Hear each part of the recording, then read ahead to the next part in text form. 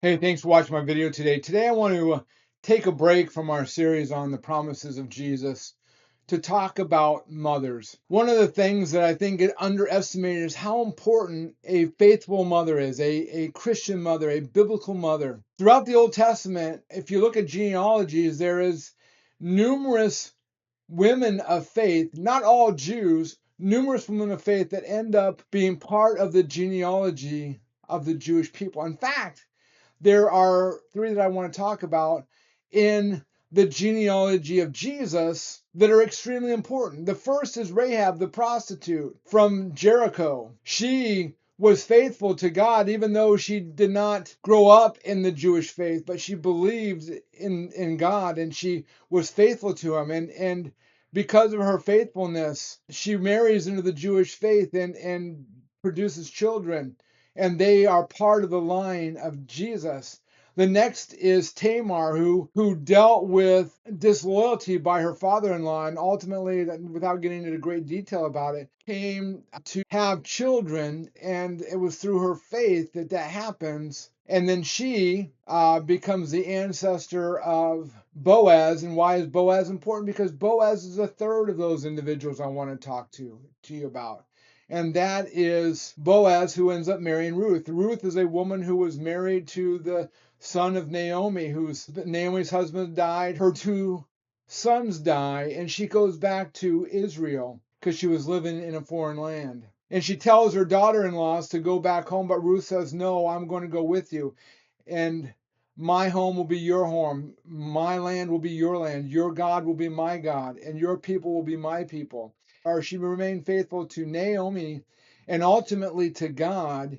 And God blessed her with Boaz in her life as her redeemer. And she gives birth to Obed, who gives birth to Jesse, who gives birth to David, King David. All three women are mentioned in the genealogy of Jesus. And it's important for us to understand this. Godly women are important in the scriptures, and godly women, godly mothers are important in our lives. And so I want to take this opportunity to praise and to bless the women of faith out there who are raising godly children. I want to finish by talking about a woman in the scriptures who ends up being the mother of Samuel. I want to talk about a fourth woman who is Hannah, who becomes the mother of Samuel. Hannah was unable to have children, and she prayed to God that God would give her a child, and she said that she would dedicate that child to God. And that's what she did when God gave her her prayer request. When God blessed her with a child, with a son, she dedicated that child to God, and she sent that child to live after being weaned to live in the temple. Now she would visit him every year, but he was raised in the house of the Lord.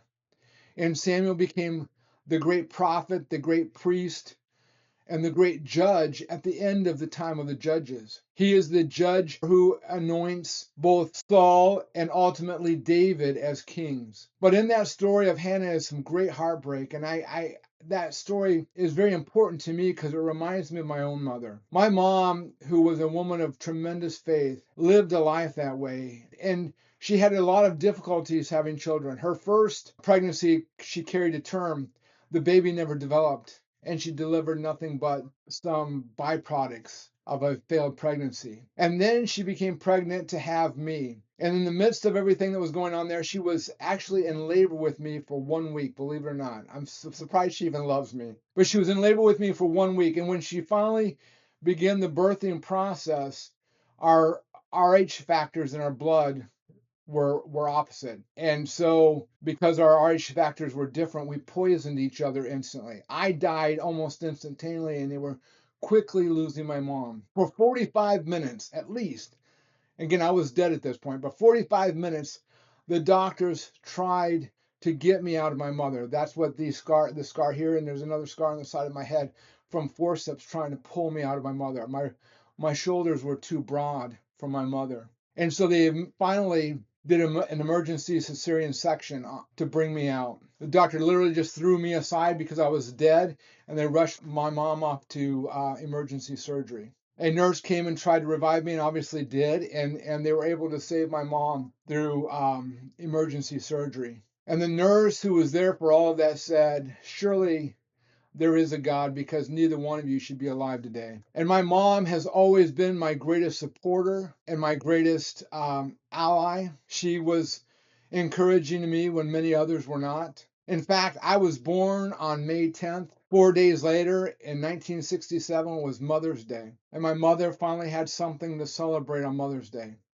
And throughout the 50 some years I knew my mother before she passed away, we would celebrate every year Mother's Day and my birthday. And I miss her dearly. Some of you out there know what it is to have a godly mother, and I encourage you to make sure you let them know how important they are to you this year. And if you are a mother out there who's not a person of faith and have been watching my videos, I encourage you to give your life to Jesus Christ, to allow him to bring change into your life, because there's nothing more powerful than a woman of faith with children. And I would like you to know that. It's never too late to come to faith. It's never too late to be a mother of influence in the lives of their children through the message and the gospel of Jesus Christ. So I encourage you to not only bless your mothers, to not only make sure we say thanks to your mothers, and I say thanks to my mother, to my grandmother, to those who were important in my life, but also to those mothers out there who don't know Jesus. This is your opportunity this Mother's Day to know true life-changing experience, to know what Tamar, to know what Rahab, to know what Hannah, to know what Ruth all knew, that faith in God made them powerful women as mothers. And you can know that in your life also. Hey, if you watch this video to the end, I encourage you to hit the like and subscribe buttons. Also comment on this video. Feel free to share it with as many people as you like, because through commenting, liking, and sharing, you help us to spread this message to more and more people.